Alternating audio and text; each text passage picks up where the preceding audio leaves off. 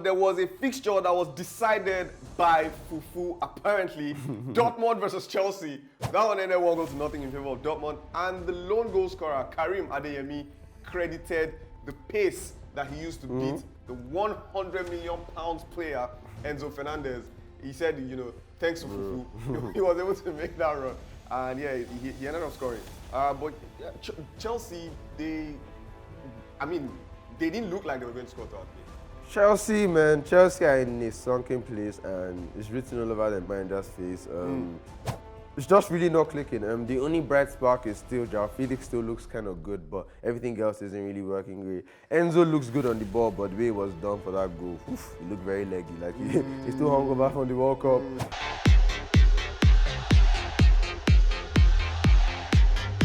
Of course, it was an amazing week of interesting football encounters. Every day back to back, we had a match to look out for. Monday, we had Merseyside Premier Derby. League. Tuesday, UCL. Wednesday, UCL. Thursday, yesterday, was amazing Fireworks. Europa League football. But let us start off with Tuesdays and Wednesdays fixtures, right? On Tuesday, we had PSG versus Bayern. That one, how did we call it? I actually can't remember what we call it. I think that was a tough one to call. Both teams have the X factors, but I don't know. Maybe it's my hindsight speaking, but you expect Bayern to win that match. Right? Yeah. I mean, PSG at home. PSG at home, but we knew there were injuries coming in. We suspected Messi wouldn't even play. So we knew Mbappe was out. We didn't expect Mbappe to play. Yeah, we didn't expect Mbappe to play at all, and we thought Messi might not play. So it was supposed to be Neymar to carry them alone. Yes, exactly. That's what we're saying. And then Mbappe came on and sort of changed the game, but PSG changed the game. PSG didn't look good. Bayern clearly looked like the better side the whole game. They look stronger, fitter. And it's interesting because this is like a young Bayern side. So Kuma, Musiala, Sané, but they really took the game to promoting up to us. So it's not a special Bayern side by any metric, but yeah, they were the better side by far. Yeah, definitely. And they were able to run out 1-0 winners against PSG at the Parc de France. And, second leg fixtures, that'll be next week. Definitely. I mean, it looks like Bayern. Yeah, you'd expect Bayern to do it again, but Mbappe for 90 minutes, if he can do what he did for the 20 minutes he played in this game, then he could win that game. And extra time, who knows? Yeah, moving on from that, there was also the AC Milan versus Tottenham Hotspur fixture. That one ended 1-0 in favor of AC Milan. Tottenham my joke. There's a lot going on. Their manager, Conte is currently Conte too is a joke, and I'll tell you why it's a joke as well. I saw a stat recently that Conte has not won a Champions League knockout game in 9 years. And the time he did win it 9 years ago was against Celtic, and apparently, you guys can help me fact check, that was the only knockout game he's won in Champions League. His Champions League record, for as good a league manager as he's been, Chelsea, Inter Milan, his Champions League record is just too poor. It's too poor, and that has to count against him. That's bad. But Tottenham lost that one 1-0. I mean, it was expected, in my opinion, going to Italy. I thought he could get something out of that game. Right? This isn't AC Milan of late now. They're not looking like they're challenging for the Scudetto. They're just Giroud, what's this guy, Origi and co. I mean, but still, Italy. Still, it's called Tottenham now. As in, it's Harry Kane, like it's Son Heung-min, like it's Antonio Conte. Like you'd expect better from them. Tottenham fans should want more, and they expected more when Conte came in. Anyways, moving on from that one, there was a fixture that was decided by Fufu, apparently. Dortmund versus Chelsea. That one ended 1-0 in favor of Dortmund. And the lone goal scorer, Karim Adeyemi, credited the pace that he used to beat the £100 million player, Enzo Fernandez. He said, thanks to Fufu, he was able to make that run. And yeah, he ended up scoring. But Chelsea, they didn't look like they were going to score throughout the game. Chelsea, man. Chelsea are in a sunken place and it's written all over their manager's face. It's just really not clicking. The only bright spark is still João Felix still looks kind of good, but everything else isn't really working great. Enzo looks good on the ball, but the way it was done for that goal, he looked very leggy. Like he's still hungover from the World Cup. Mudryk hasn't really performed. He hasn't really performed, and they spent a lot of money on him. So yeah, Chelsea, I guess we can give them the rest of this season as the past season because they've had a lot going on with them this season. Like it's hard to believe that it was still this season that Abramovich left, that they had all the Russia, Ukraine stuff to deal with. Tuchel, that was all this season. So I'll give them a pass this season. Yeah, true. A lot has happened with Chelsea this season, but it looks like they might need to. They need to come up and really salvage their Champions League future. especially next week when they go back to Stamford Bridge to play the return leg against Dortmund. But on Tuesday, there's still a couple of games. I mean, that's still next week. The remaining, a couple of fixtures next week. Okay, so that means Dortmund Chelsea is not next week. No, it's Liverpool, Madrid. Liverpool. Okay, so we have Liverpool, Madrid next week. RB Leipzig, Man City, and then Inter, Porto as well in the Champions. Those are the three big fixtures that we're going to be looking out for. So on Tuesday next week, we have Liverpool versus Real Madrid, and I think that's like the biggest match of the round. Liverpool, Real Madrid at Anfield. Yeah, it's a massive game. Two European heavyweights going at it once again. We keep seeing Real Madrid. We keep losing to Real Madrid. So we'll see what happens this time. We're on terrible form. That kind of change at the Everton game, we'll see if we can keep it. Whether the Everton game was a blip or if we can keep it up. So all our players are coming back. It might actually be the best time in like this season for us to be playing a big game. And yes, the Champions League is under the Anfield lights. To bet against Liverpool would be kind of silly, to be honest. You never know what's going to happen. So we'll put that one out to the fans. Let us know your predictions for the Liverpool versus Real Madrid game on Tuesday in the Champions League next week. There's also another big one, RB Leipzig versus Manchester City, also on Tuesday. I believe Man still have more than enough to... Yeah, City are packing them now. That's not a big game. But they're playing it, Man City is away, so first leg at least. City will deck them. Like this is the state where City will choke and show that they're City. Later on in the tournament they'll do that. Okay, Inter Porto. I don't know. That's actually going to be an exciting game. Where is it? Inter at home. I'm going to go Inter at home. Inter, okay. Let's know what you think in the comment section below. Anywhere you're watching this. Inter Milan versus Porto. Predict all the scores and get all the scores correctly. Jerry, our able producer, will definitely hook you up with something. All that Jerry, big fixtures. Don't ask us. His name is Jerry. Jerry, that's his name. Well, I'm also going to tag him to to the thing, so you know who to harass for your gifts. But also in the Europa League, a very, very, very big fixture. Two heavyweights who you would have expected to see maybe in the finals actually had to play this qualifying round of fixtures. Barcelona versus Manchester United. That one ended 2-2 yesterday. It was a very, very interesting game. Yeah, very big game. It's kind of like the B-string version of Liverpool versus Real Madrid based on the rivalries, Europa League, Champions League. But yeah, it was as exciting a game as we predicted. Right, you saw two young managers with ideas, idealistic managers. Young? Bro, Ten Hag is 52. I mean, he's young in his career of managing now. Oh, well, I mean, he's just coming from Ajax, Xavi. They're to me, they're rookie managers at this stage. So to see them both go toe-to-toe with each other, both trying to show their own ideas of football, none of them really sitting back, going for the game. Like United were going for the game to the 90th minute, 2-2, they still wanted to score. So it made for an exciting game as a neutral, end-to-end, 4 goals. I couldn't have asked for more. Yeah, definitely. Very, very interesting one for the neutrals. But in my opinion, I won't call Ten Hag a rookie at this stage. I mean, he's taken Ajax to this stage more than once. He's taken Ajax to quarter. But like, he's not on the level of like the clubs, the Peps, the Ancelotti. But saying he's a rookie at this stage just sort of like belittles him. He's small boy now. How many times has he been in Champions League knockouts? Maybe like twice in his career. That's small now. We're talking about guys that have been doing. Yeah, so it's been like how many years? That was like what? What's the final?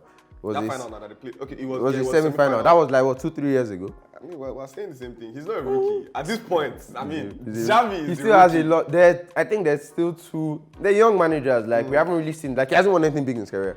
Like we haven't seen him on the big stage yet.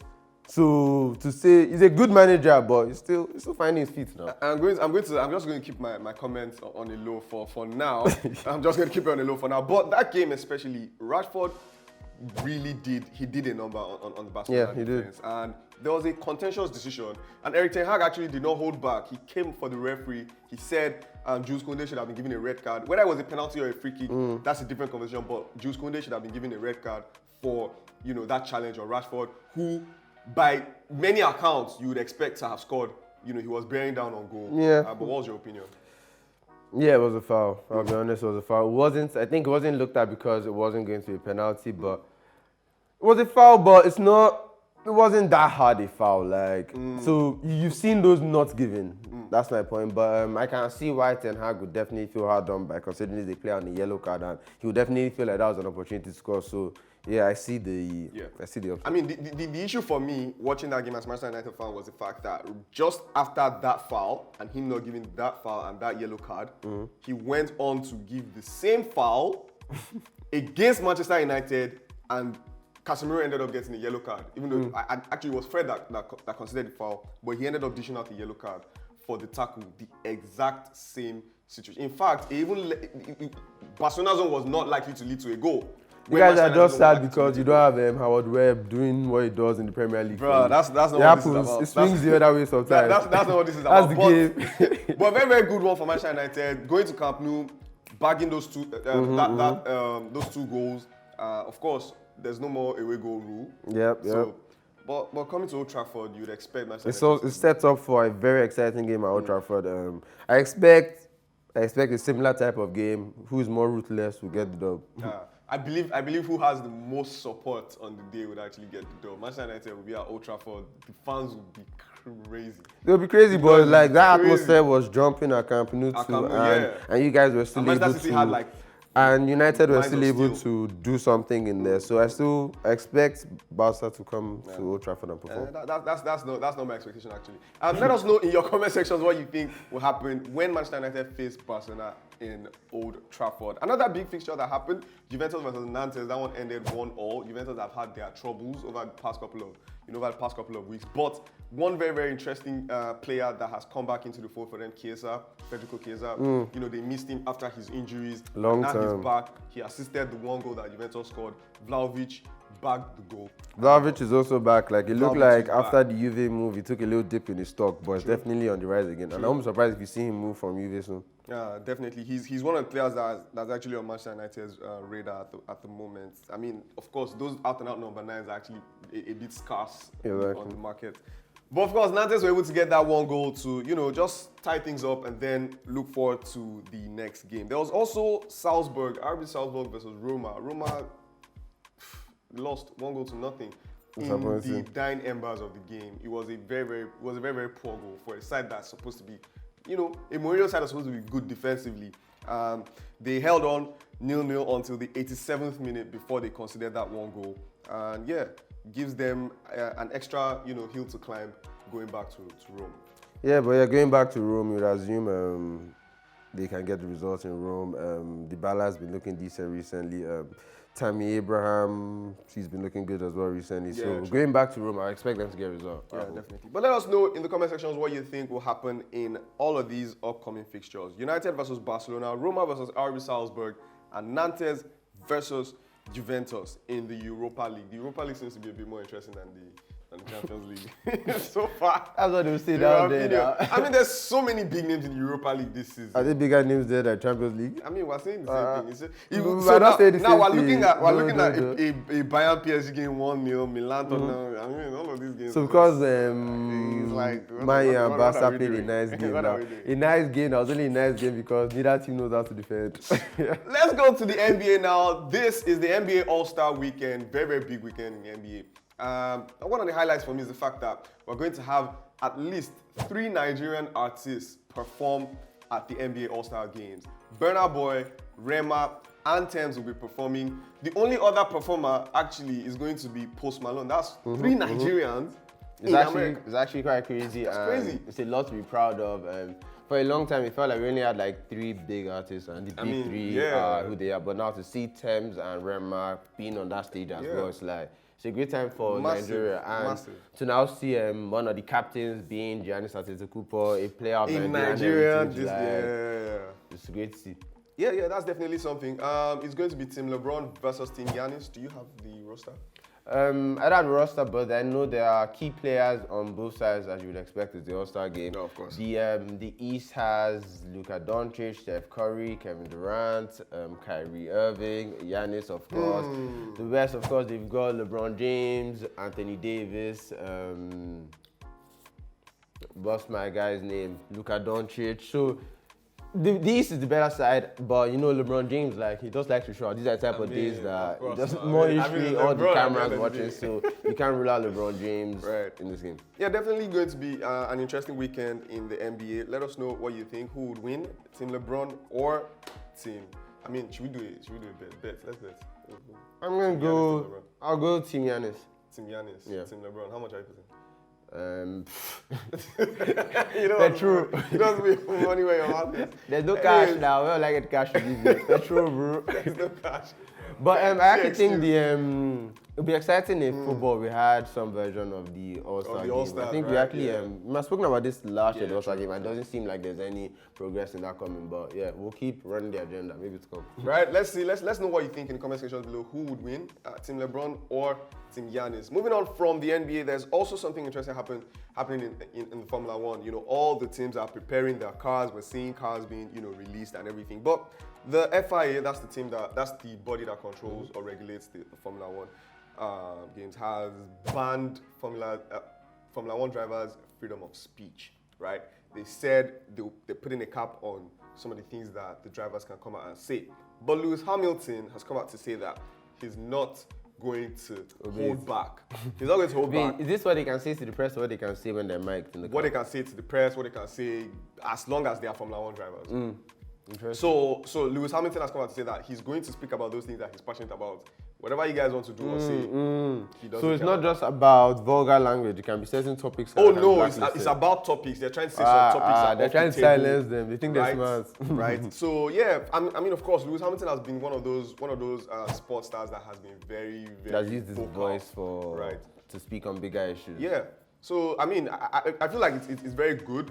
Lewis Hamilton standing his ground, and it does not look good for Formula One. Why are you trying to?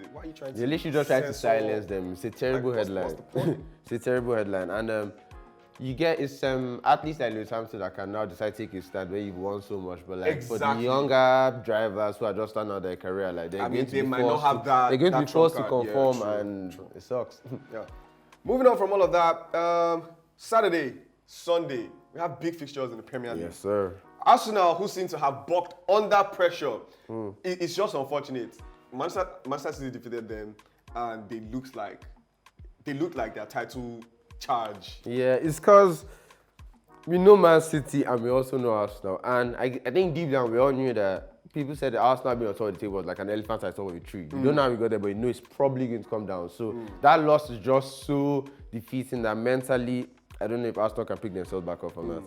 Knowing that City are literally right on their shoulder now, and there's still like, 17 games to play? Bruh, there's so many games to play, and they play City again, they play Liverpool again, they play Chelsea again, they play Spurs again. Like, there's so many traps set for them that I don't think this Arsenal side has that in them. Man, it's just unfortunate. And now they're going to Aston Villa to play an Unai Emery side that's going to be a very tricky opponent for them. Emery has done some good stuff with Aston Villa. You see them, trying to get some consistency in their game. Buendia is firing. Leon Bailey too is coming good. And yeah, that will be a very, very interesting one. Arsenal fans. This is a must-win game. Every game from now on is a must-win game. When you had that 8-point gap, you couldn't let it slip. Like you can't give City breathing room. So that's literally a must-win game. Arsenal needs to be perfect from here on out to win the Premier League. Of course. But moving on from that, we also have Chelsea versus Southampton on Saturday. Chelsea currently trying to come out of the middle of the league. Chelsea are down bad, man. They're like. You just can't expect anything from them. And Southampton, I think they've got a new manager. Didn't Jesse Marshall get the job? So there's a new manager bounce. No, that move broke down. That's unfortunate. So I guess no new manager bounce. That is advantage Chelsea, you'd say. But yeah, Chelsea don't look good, and this is the game that they must win. Their new signings have to come to the fore. Mudryk needs to show a little bit more than. The only thing he's done was skin a 56-year-old James Milner, and they made compilations about that, and we're yet to see him since.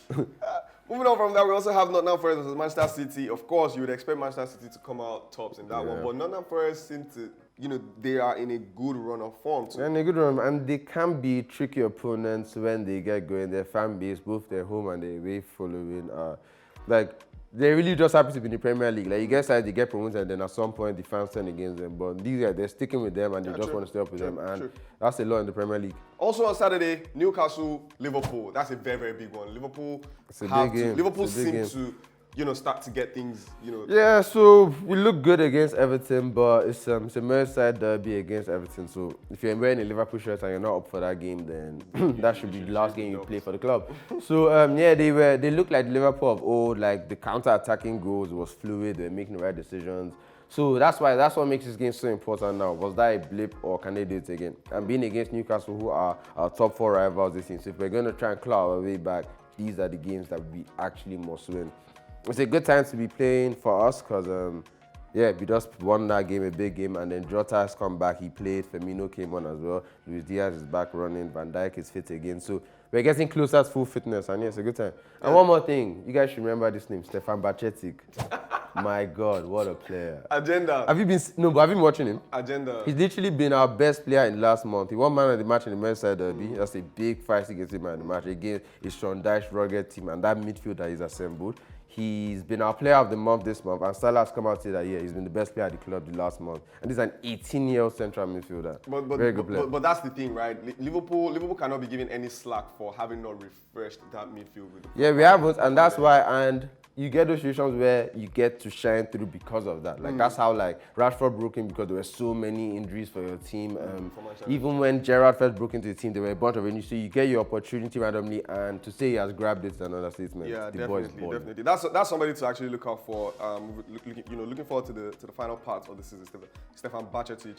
I hope that Jurgen Klopp's 7th-season curse does not somehow jump on him.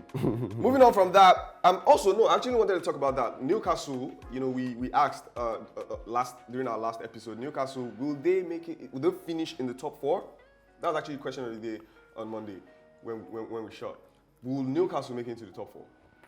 Or finish in the top 4? I'm going to say no. I'm going to say no. Yeah. No. Really? Yeah. Really? Yeah. They are facing you guys next, though. Yeah, I don't think they're going to make top 4. Like they're looking good, but I don't think they'll make top 4. Okay. I think Tottenham are still in and around it.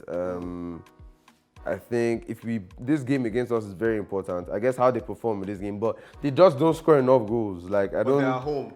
They're home, yeah. So maybe they might do well against us, but generally I don't think they score enough goals that will get them to top 4 when it all comes down to it. Anyways, moving on from that, on Sunday we have maybe the team of the season in my opinion. Manchester United versus Leicester City on Sunday at Old Trafford, and then Spurs versus West Ham United also.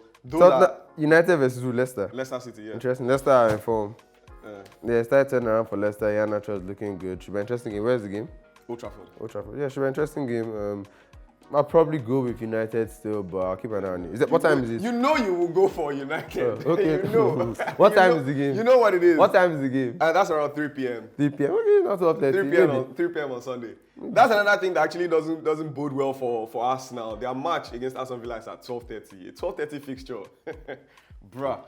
Anyways, let us know your thoughts in the comment sections below. Anywhere you're watching this, predict any of the games, especially the Champions League games on Tuesday next week. If you predict all 3 scores correctly, Jerry will hook you up with something nice. I think that's an episode. We'll see you guys in the next one on Monday. Thanks again. Peace.